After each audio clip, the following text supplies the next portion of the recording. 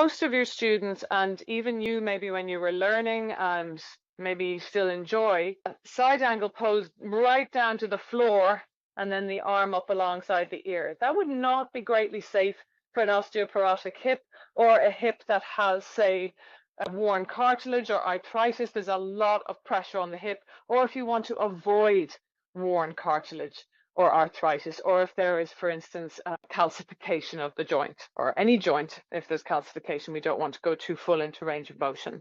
So what I would like you to do is just come up to standing and stand on your left leg and take your left arm up alongside your ear and feel this through line from the hand to the top of the head to the left foot. As you tilt to your side, feel how when the spine starts to arch, you become a little less steady and a little less aware of that through line from hand to top of head to foot. Come back up till you feel that connection, that bony connection from hand to head to foot. And then step that right foot out again, turning the toes to the top end of your mat. Take that left arm alongside the ear, bend your right knee. I'd love you now to press down with your left hand on your head and see if you can feel the pressure of that into the back foot. So thinking of more staying interested in the back foot than the front foot.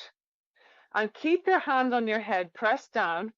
Try and feel still that pressure down into the back foot. And when you start to tilt sideways, you'll lose that pressure and you'll lose the true alignment of the spine. So if you want to go further than this, it's through bending the knee a bit more.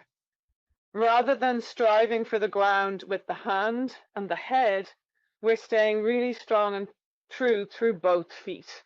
So that may already be a more osteoporosis friendly version, a more joint friendly version, but will also require consideration of more core strength than if you fall down to the floor here and go into the more traditional side angle pose. I know this is not what you'd be aiming for. You'd be normally right down here, but I'm here now almost on the instep of my back foot and I can't feel the strength of my back leg. It's all dumping down into my right hip.